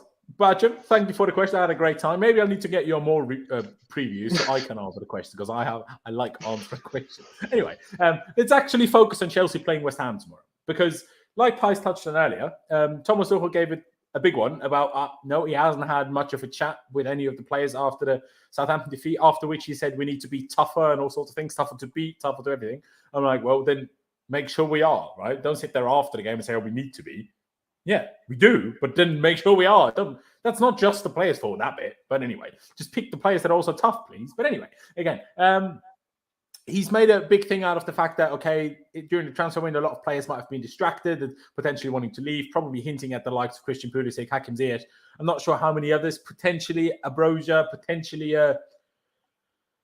Kepa, who got engaged yesterday, by the way. Congratulations, Kepa. He's done well there, that's for sure. But yeah, West Ham tomorrow. Our form, dreadful, quite frankly. I don't even know where we are in the league. I never look at the league when we are this shit. I don't even want to know where we are. But we need to go win. Thankfully, we at least play West Ham at home tomorrow because I feel like away at London Stadium, we have an awful record, at least from recollection. Maybe I'm wrong and it's actually better than I feel like. But I feel like every time we go there, I'm pissed off after. So Stamford Bridge, hopefully a bit better. And yeah, I'm not confident, if I'm being perfectly honest with you. I mean, they didn't have a great start to the season. They lost their first three, then they got a win, then they got a draw against Spurs, in which they were probably unlucky not to win, if I'm honest. They signed Paqueta, who's a great player. Thiago Silva also revealed that he actually spoke to Paqueta about potentially coming to Chelsea, but because we didn't need a midfielder so much, that's why that never happened. I'm not sure if that's the only reason, Thiago, but fair enough, I suppose. Fair enough. But we really... Sorry? He needs to top up Endrick, man. Thiago Silva's got those Brazilian contacts. It's crazy. Absolutely. Yeah, I agree. But we do need to think and worry about the game tomorrow. Now, Pies. Fofana should be available. I expect Fofana to start. So does that make you think we're going to go back to our 3-4-3 system? Or do you think we will go for a 4-2-2 tomorrow again? I think we're going to go for a 3 because I think West Ham are very good on transitions, and I think we're going to need 3 themselves. Yeah, I feel like we're going to need that cover. I think they've got quite good technical, not rapid attackers, but they've got pace going forward, and I think we need to play the 3 tomorrow. In all honesty, has Skavanka already made his debut for them against Spurs? I didn't even. He did start, I think. Yeah, he started. Okay. I think so. There you go. Well, my hope is that Emerson has a right stinker and plays Agent Emerson and scores an own goal and we win. Yeah, forgot he went there. What the fuck? Exactly. Yeah. I follow him on Instagram, so I'm like, oh yeah, first game done, first clean sheet. And I'm like, all right, just don't have that against us, please. But fair play. Bertram, I will see when you're back anyway. He's just had to go to the toilet, so he will be back in a second. But you see, I agree with you, Pies. I think we're going to go back 3. I think Thomas Tuchel will probably try to revert it to something a bit more basic that the team is more used to. Also, comments by Fofana have come out, I think, to L'Equipe, that interviewers, when he spoke about his medical in New York, but also spoke about that seemingly he has been told by Thomas Tuchel that they want him to play on the right side of a back 3. So that's why I'm expecting a back 3 tomorrow. Does that make me any more confident? No. But at the same time, like, we have a defense now of Koulibaly, Thiago Silva, and Fofana. Reece James is available, and we have Cucurella. Frankly, we shouldn't concede another goal this season. We should never lose, because the worst thing that we should be able to have is a 0-0 draw. Because how could we concede a goal with that defense if we play that back 3/back 5, right? But Bertrand, what about you? Do you think we'll play a back 3 now that Fofana is here and actually gives us a good option to play a back 3? I don't know if he starts. In an ideal world, he would, because he's fit. I don't know. It's different with coaches about how they throw someone in after they're just signing them. But I don't know. We played Cucurella pretty much as soon as we could. So I think it comes down to if we have. I think we should end up playing a 3-4-3 or 3-5-2. I hope we get to see Reece James again, as I think it is absolutely disgraceful when we don't use him to his best. We don't, play him to his best abilities. So I'd hope to see him play as well.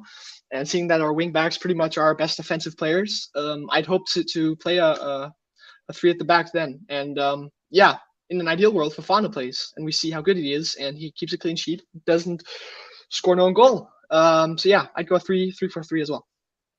Fair play. Now, of course, if Fofana doesn't play, then I personally think we'll play a back 4 again. But let's just go into this assuming Fofana does play, because if he doesn't, then I'm even less confident than I already am. But I'm pretty sure. Well, actually, let's talk about this. And I'll start with you, Pies. Who do you put in goal, Kepa or Mendy?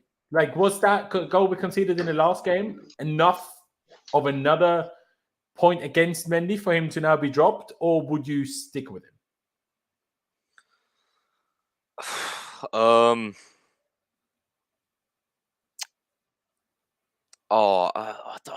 I'm going to go Mendy just because I feel like, one thing I've been really worried about this week with West Ham is their set pieces. Now, they have got some big players. Souček, Zuma, Rice. I'm worried about that. And I just think, I know Mendy hasn't been great on corners, but I feel like we might need that height and just from set pieces. But again, it's not a great point to have because he's not been great. But I will pick Mendy. You know what? He was good in the last home game. He made some good saves against Leicester. So let's hope he can do the same again. Fair enough. Bertrand, what about you? Mendy or Kepa? I'd be sticking with Mendy. I think Pies made a good point, and I also think that they have a couple of like Bowen would like to shoot from outside the box. We know Kepa's record against them, so I think we just keep with our first team goalkeeper and trust him the way through. The thing is, actually, if we do start Fofana, they will be able to speak French together as well. The defense, Koulibaly, I think, speaks French. Thiago Silva, Fofana, and Mendy, they'd be able to communicate easily with each other. So it's watch our fullbacks have completely no idea what's happening because all of a sudden our whole defense and goalie are speaking French. Reece James and Cucurella, they're like, well, what the fuck? But yeah, who knows? See, I personally would pick Kepa. I said after the Leeds game, if Mendy makes one more mistake, I'm gonna pick Kepa, and he made one mistake, so I have to stick true to my own word. And I will also say, I think the Pies makes a very good point with the set pieces. With how Mendy has defended set pieces as a goalie recently, even Kepa being a full meter shorter, what it feels like, whenever I've last seen Kepa play, he's been way better at corners than Mendy has been recently. I'm like, I don't know. I'll pick Kepa, but you boys pick Mendy, so it's 2v1, so we'll go with Mendy.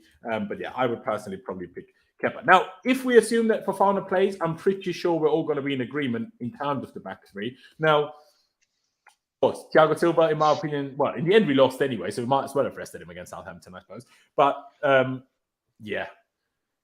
But he probably needs a rest at some point. Tuesday we play Zagreb away. Is that where we should rest him? I don't know, if I'm being perfectly honest with you. But I think with the current form we're in, we need to go with the best that we can. Now it's not the time to rest players. We need to just try to grab some momentum back into our own favor. And that's why we're probably all going to be in agreement about that back three, are we not, Bertram? Yeah, I was thinking something up. I'd like to see it at some point. Maybe this isn't the game for it, but West Ham, they play with almost like four attackers, you could say, in a sense. I would love to see at some point. I don't know if this is the right time for it. I would love to try maybe see Cucurella play left center back quickly. Maybe we get the best out of Chilwell as well. He'd be able to keep up with most attackers and be aggressive. And I assume that we'll have most of the ball against a team like West Ham. But I definitely wouldn't complain with this back three. Koulibaly, Thiago Silva, and Fofana is a mean defense, and we'll be able to bully either Antonio or Scamacca. But I don't know what you guys think about that. Maybe I definitely like to see it at some point. Us trying Cucurella again. At some point, yes. But after everything I've seen from Chilwell so far, not yet. And I think Chilwell is far off being ready to actually play regularly. Personally, what I've seen from him, the guy doesn't even have his Did you see his attempted clearance by the byline when he came on the other against Southampton? He mishit the ball so badly. I'm like, his whole timing is just so off. Still, I think we shouldn't even include him in the squad at the moment. I think we should chuck him into the under-21s for the next month and just make him play every game for them because he needs game time. He needs so much game time. So it's not about training with the first team. It's completely irrelevant. He needs to just get game time, and we can't give that to him because he struggles too much at the moment. So he needs game time. But yeah, for now, I would drastically disagree with you, Bertram. But in a few weeks, months, when he hopefully finds normal Chilwell form again at some point, maybe at the latest after World Cup, then I might be willing to try that out for sure when Silva gets a rest. But would I prefer that? Depends on how I will need to see it because I would still be concerned about Cucurella being 5'8" at left centre back personally. There's a reason why Thomas Tuchel didn't want Jules Koundé, and he's 5'10". So do I want Cucurella there who's 5'8"? I don't know. But regardless, in the end for tomorrow, we are still all in agreement for this back three. And then I assume we're probably all going to be in agreement for these two wing backs, unless Bertram, you disagree with me on Chilwell and you think he is actually ready to also play and you might throw him in there. No, I didn't think he looked too good against Southampton, but I didn't expect it as well with the state of the pitch and the time he came on. But I think my idea was that if Thomas Tuchel sees that he's fit and trusts him enough to play, in an ideal world, if Chilwell was fit enough to play, I would have loved to have seen it. But if he's in the state that you say he's in, then no, it wouldn't make sense, of course. And I see the positives about having three very tall guys playing center backs. Fair play. What about you, Pice? Wingbacks, Cucurella and Reece James. Now, just to clarify to everybody, Reece James and Loftus Cheek are both actually back fit. Now, makes me think even more that Thomas Tuchel was purely wrong when he said post-game that Ruben has a hamstring injury. I think he was... even if it's a grade 1 hamstring injury, you know, or it's a grade 3, whichever direction the count goes. Even the lightest hamstring injury, you're not back in 3 days. So I think he was misinformed, and all Ruben had was a knock on the knee, which is why he had an ice pack around his knee, which would make way more sense, personally, because otherwise, how could he possibly be fit? But apparently, Ruben and Reece James are both back fit. Obviously, Reece James missed the last game due to illness, thankfully not COVID. But yeah, so they're both back. So Reece James is in contention. Pice, those two your wing backs, yeah? Yeah, I mean, just look at this defense, man. It's so good. It's so good. I just wish our attack was like this. It's so fucking good.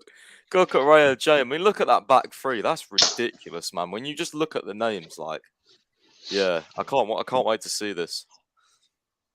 Fair play. I think this is surely what Tuchel's going to pick as well. Surely done. I'd be shocked if this isn't the back five. Unless he doesn't start Fofana yet.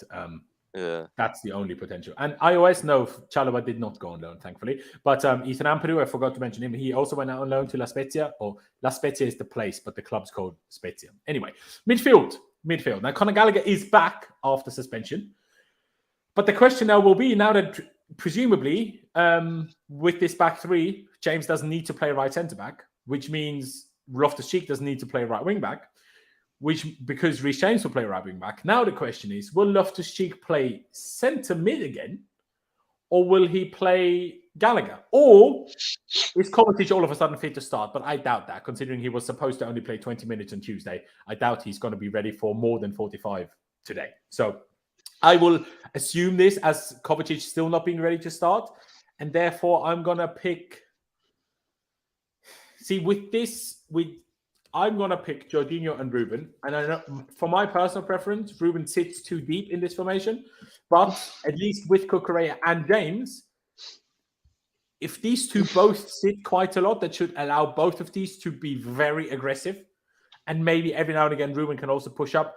But I think Gallagher can't just come back into the team. If you get yourself sent off after 28 minutes, you don't deserve to be back in the team at the next chance you get. Ruben wasn't great against Southampton for sure. But I mean, our team performance was better in the second half than it was in the first. Was better in the first half than it was in the second half. So can't exactly say that without Ruben we're better, even though we conceded more. But that wasn't his fault. But yeah, I'm going to pick these two. Bertram, I'll keep you to last. So Pice, what about you? I know you're not a big fan of either Ruben or Gallagher there, but who are you going to pick, assuming that Kovacic can't start?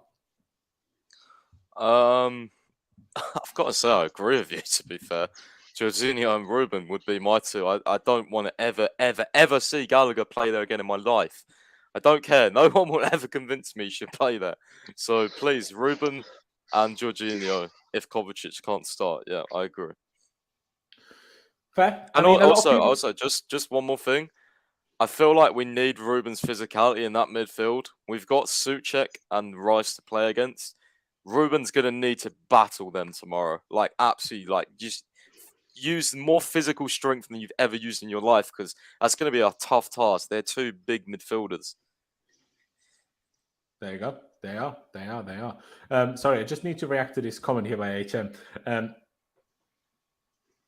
We've never lost a game when Trevor Chalobah started. I know you don't like him either, so don't give me the big one with these stats here, because if you can't back your opinion on stats up on every stat, then just leave the stats out. See, a lot of people in the chat seem to disagree with me that Kovacic has got to be fit and ready. I can't, like, if someone on Tuesday was said to only that he should play 20 minutes and he had to play 45, so was, if anything, overloaded in terms of workload for his body post-injury, then I think he's probably even less likely to like be fit now than if he only played 20 minutes on Tuesday.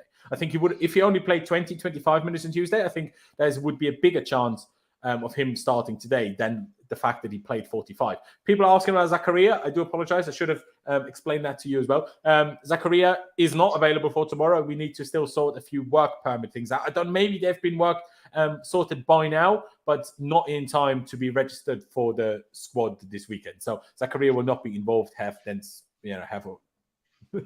Therefore, he's not an option. Ruben isn't Chelsea level failed experiment. All right. Well, I wonder who is, because he's played better than the large majority of this team, so all of this season. So unlucky for you then, because you will be a very, very unhappy Chelsea fan. If even a player you think isn't Chelsea level is better than most others. But sure. Bertram, what about you? I mean, a lot of people would have loved to drop Jorginho, but I don't think we're in a position to drop Jorginho with the players that we have available. Again, if Kovacic can start, then I'm wrong. Fair enough. But then he will start anyway. That's not a debate if he can. So, well, I've seen the midfield, and I agree with your guys' points. I think Pice made a smart point that we do need some physicality also in defending set pieces. And I do love watching Loftus Cheek play, to be honest. Even, but I haven't. I can't understand that. I'd love to see Gallagher play, but it doesn't make sense in my head as much as I wanted to, because in my head I have an idea that Jorginho has he's a defensive liability in my eyes. Doesn't run as much, and Gallagher runs like all hell. He has great defensive numbers, and when I watched it against Leeds, I couldn't understand that he was the one coming deep to receive the ball and then playing it further up to Jorginho. I would love to see no sense. No sense. No, in my head it really doesn't make sense to not switch them around, but I think Gallagher kind of pluses the things that Jorginho doesn't have, but I also see your guys' point in wanting to play Loftus Cheek. So I think my answer would be I want us to play with 12 players and get another midfielder in. There you go. Realistically, this is the best midfield. Realistically, this is the best midfield. I just don't want us to be overrun like we did against Southampton as well. It was terrible. Yeah. I mean, we obviously get back to where, even though this system suits what now is our defense, I still don't think it suits any other than Jorginho of our midfielders, quite frankly. Maybe Kante is actually reasonably suited to it, but Kante is obviously injured. So, but yeah, I mean, a lot of people are saying Kovacic should be fit again. If he is, maybe. But I'm very surprised that you guys are so confident. Like, he played too much on Tuesday.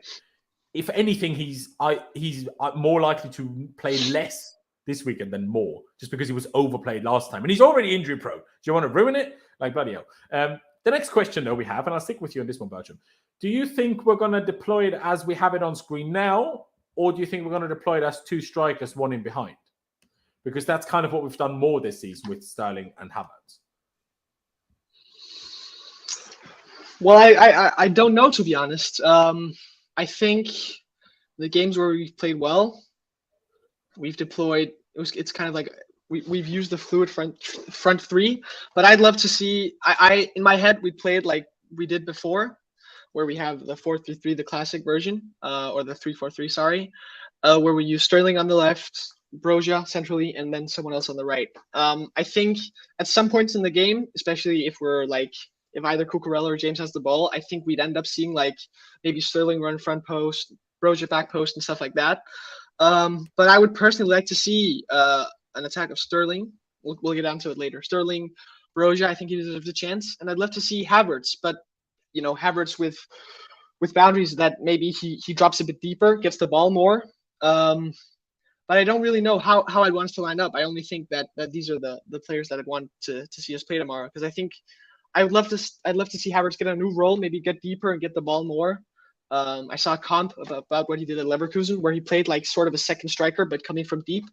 So if you set it up like you did before, I'd love to see him playing like the cam role, where he receives the ball more and is able to spray passes and run deep. So that is a very long-winded answer for a very simple question. Fair dues. See, my concern with that would be I really don't like Havertz in wide positions. Now, I would be willing to try Havertz here. I don't know how well it would work, but I'd be willing to try it, if I'm honest, just because, well, we haven't allowed Havertz to do that. We've allowed Mount to do it, and Mount hasn't been, well, great in any positions that he's played so far this season. Now, if it's this system he's been better in than in the 4-2-2, which we've played most of the other games, other than against Everton, sorry. I might be okay with this. If I did a predicted 11, I'm very sure this is not what's going to happen. If I'm honest, I think Broja isn't going to start either. If I did predicted 11 and asked Thomas Tuchel who he's going to play, Havertz is going to start up top. But what about you, Pice? I'm pretty sure you're also going to agree on Broja. I think we're all going to agree that Sterling is going to stay in there. But who's going to be the third one in your eyes? And in your eyes, is it going to be like this, or is it going to be a 2-1, like 2 wide ones and 1 central one? I think it'll be like this, but with Mount as instead of Havertz, because is that predicted 11 or what you would pick? I would pick this Okay. because I just think in midfield we might need that extra help, because obviously Ruben and Jorginho, they've played together, but I do think we may get a bit, I don't know, overrun, maybe out of position sometimes. So I think Mount dropping deeper would be quite nice. This would be the 11 I'd want, but at the same time, I do agree with you. I honestly, as much as I hate to say it, because I can't stand watching Mount and Havertz at the moment together, I feel like it's going to be Sterling, Havertz, Mount as a 3-4-3. In predicted 11 terms, I probably agree. See, if we do this anyway, I would probably prefer this. If Mount played here, I would probably prefer this. Yeah. But it's not going to be this anyway, so no point even hoping for it. That's like when I was hoping for the pie to happen. Probably shouldn't have hoped for it. Yeah, I feel like when you're talking about Broja, Pulisic and stuff, I feel like they'll definitely start on Tuesday against Zagreb. But I'm not sure about West Ham. I just don't see him doing it. I'm not even sure about Zagreb, because I think Tuchel is now, Premier League's done already. So I might as well put all my focus in Champions League. I mean, he's got to start Broja one of these games, and I just feel like if it's out of the next 2, it's going to be the Zagreb away game, So I want Broja to start, man. I'm also a bit conflicted, because I think, what's better against West Ham? You think about Zuma. Would Zuma prefer that physical challenge of Broja? Probably yes, in terms of, Havertz, if he gets around and gets dragged around. All Broja needs to do is talk about cats, and Zuma would run away anyway. So it's pretty straightforward, really. Surely Zuma must be so easy to get under his skin now.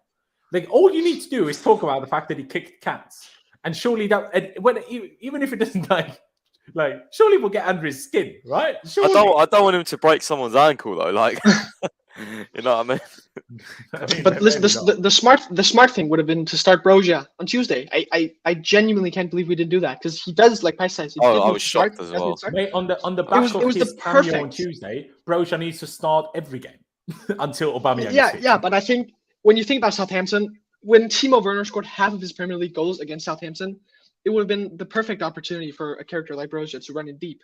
And he did to an extent, and Southampton were very deep. But you'd think that with West Ham standing deep, Havertz probably maybe would suit it better, but he's just been so god-awful. And I think Broja was a breath of fresh air. So I think he deserves it as well. I 100% agree. Now, I'll ask you both something.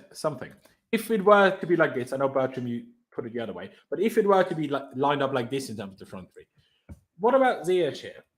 Because if he's actually allowed to be set proper central, not this half space which he struggles with, because he either needs to be here or I think he can do a job here, because we'd finally have a player that can play proper through balls and it will also play through balls. Is that something to think about? I mean, against Southampton, it would have been where we didn't do it. Will it be something to think about against West Ham at the Bridge? Probably not. I think they're going to park the bus. So I'm going to say no, but I'm going to ask, I want to know your opinion. Pice, what about you? I see it, to be fair, but then I just think, do I rely on him to be defensively as good as, say, a Mountmail on transitions in terms of getting back? I'm not sure. I'd probably have to say no. But surely if we play a back five and a double pivot, like that shouldn't be but of you have an to issue. think our wing backs go up so much when we're attacking, especially when they're going to play a deep block. That I just think I'm just scared of them on counters, man. Because I know what Bowen, Fornals, Benrahma, Antonio, if they play him, that does scare me a little bit. So yeah, I will probably still stick to Mount. But I do see the logic. Again, though, I don't know. Again, is he in the right headspace just after missing out on a move? I'm not sure yet, and I'm not sure. I don't know. I'd rather go for Mount, but if he is, I don't mind seeing Ziyech. It's just, is he in the right frame of mind? I mean, to be fair, against who did we play? Southampton. I mean, he didn't look like a player that was down in tools. I think he was running about a bit. He didn't look like he was sulking. So I'm not sure. I see your point, but I'm not 100% convinced of it. Fair. Bertram, what about you? Hakim Ziyech in that position, would that be something you'd like to see or rather not? I think not starting there. I think if he played up, if he went in there with the ball or during the game, maybe. But I think he would present a bit of a defensive liability, even though he does work hard. The lack of defensive, the lack of physical presence really does concern me. I would rather take a Mount in for the more defensive side. But Ziyech is one of those great mysteries, and I can't understand that he's never really worked here to the extent that he does, because he brings something, some X factor that we really need. And I'd be happy to see him get a couple of games because he does some of those things we want, and he is one of the best passers in our squad. So I see where you're coming from, but I struggle to see Thomas Tuchel suddenly implementing it now. But I don't know if I hope he starts, but I'd hope he gets the chance too. I think for this game, I'd rather see a Mount type player in there, and then hope is attacking. Hope his defensive liabilities, or not defensive liabilities, his defensive presence makes his attacking deficiencies a bit less obvious. Fair, but see, personally, I don't want to see this player as, I mean, in terms of pressing defensive abilities for sure, but any others. Look at all these players we have behind these three. I don't want them to worry about actual defending other than pressing. We already have arguably too many players in the team that have to worry about defending. So just to try something different, I'd actually put Havertz there, because I'm like, well, we haven't seen that. So I'd like to see that. There's no chance in hell Tuchel is going to do this. I'd personally like to see it, but as we did with Mendy, if you boys both say Mount, if it's this lineup then, or this way of the front three lining up, then we're going to pick Mount. Like I say, I've seen Mount play this position. I wasn't impressed. I've not seen Havertz be allowed to play it for us.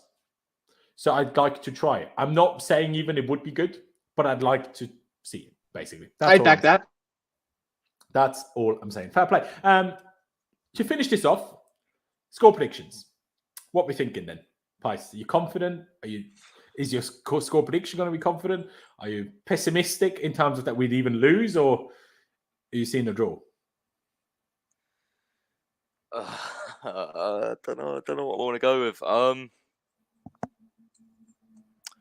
going to go 2-1 Chelsea, just like the Leicester game. If we don't keep a clean sheet again, I will lose my shit. Honestly.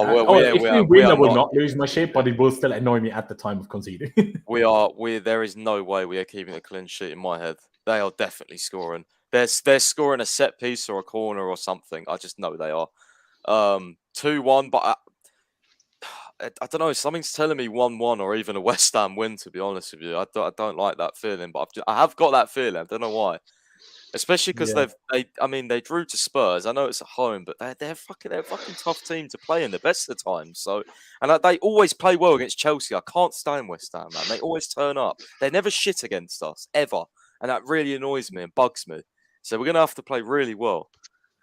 We do, absolutely. And I think Thomas Tuchel actually said something really good in the press conference today, where he said we have spells in games where we play well, we have spells in games where we play really badly, and we have spells in games where we're just okay. And that's the problem. And also that we have a tendency at the moment, and also to some extent last season, to get a bit unlucky that whenever we don't play well in parts of games, we immediately concede. While when the opposition doesn't play well, we bottle every chance that we can possibly see. Do you know what I mean? I'm going to go... I said 2-0 for Southampton. We lost 2-1. So I'm going to try again. I'm going to say 2-0. If we lose 2-1 again, I will never predict 2-0 all season. Basham. I went 2-0. Pice went 2-1 in the end, and you to Chelsea.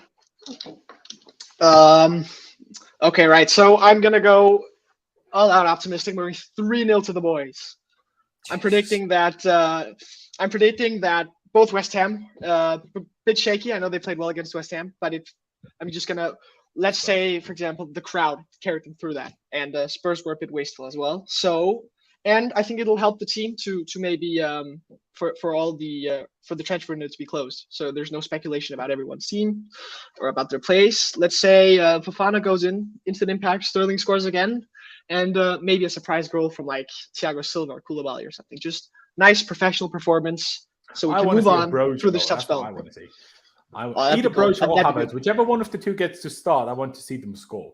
That's why. Let them score a hat trick. It's fine. Anyone. Yeah. Just 3-0. 3-0 to Chelsea. Let's win 9-0. It's still Haaland. Flipping Haaland. You know how much Haaland has pissed me off, by the way, ladies and gentlemen? How is that guy? No one knows how to deal with it. 9 goals in 5 games. Back-to-back hat tricks. You've seen some of the goals he's scoring as well, right? They're literally like they're dropping the ball in between a centre back, and he's literally just holding them off and like do it. Like some of his finishes aren't even that good. He's just like people just don't even know how to deal with him. He's like this horse that the league's just never ever seen. It's crazy. It's insane. The guy scored 9 goals with less than 100 touches. Mate, how have you done that? He's someone else. I knew when he's coming from the league. It makes me hate Lukaku even more. Makes me hate us, Chelsea, for not just fucking spending 200 million if we had to for Haaland last season. Like 200 million for Haaland would have been money better spent than 100 million for Lukaku, that's for sure. But like how? 9 games. He has more goals already. No, he has 1 less. No, is it more? No, he's already scored more Premier League goals this season than Lukaku did in the whole of last season. What? He scored more Premier League goals, or I think than. Well, I know they're wingers, but Hudson-Odoi's Chelsea career scored more goals than. He's actually, I think he's 3 goals off Havertz's Chelsea Premier League tally. It's a fucking joke. Exactly, 3 off Havertz, 1 off Werner. It's insane. Werner, that just makes me depressed. I don't know how many games Havertz played, but Werner, I saw the stat at 56 Premier League appearances. Yeah, Havertz has played, I think 62, or one of them's played 62. The other's played 56, I think. Then Havertz has 62 because I know Werner was there 56. So mate, yeah, Jesus, that makes me depressed, honestly. Oh, dear. But yeah, ladies and gentlemen, we're going to round it out here. Let's hope we can get back to winning games tomorrow. That'd be nice. I mean, after we lost 3-0 to Leeds, we won at home. But let's not have a man sent off after 28 minutes or at any point. Let's not make it scrappy, and let's not concede an unnecessary goal to make it scrappy at the end after going 2-0 up. Like, let's just be good for once, okay? Can we just do that? Just play well, Keep a clean sheet, ideally. Score a couple of goals, ideally 3, and just go home and have a nice afternoon. Do you know what I mean? That's what I want. That's what I want. But ladies and gentlemen, if you're still here, and there's still 265 of you here, I appreciate you very much. Subscribe if you haven't already. On the road to 20,000 subscribers. So please hit that big red subscribe button down below. Smash the like button as well. Let's get to at least 150 before, we end this one. On your way out, just leave that like button. One click of a button. Doesn't cost you any money. Barely any time. We very much appreciate it. Please do check out Pister's website, chelseafc365.com, as well as his Twitter. And of course, check out Bertram's Twitter. He's not the most active, but check it out if you fancy it regardless. There you go. Ladies and gentlemen, thank you guys for watching. Up to Chelsea, upwards and onwards, and we'll see you next time.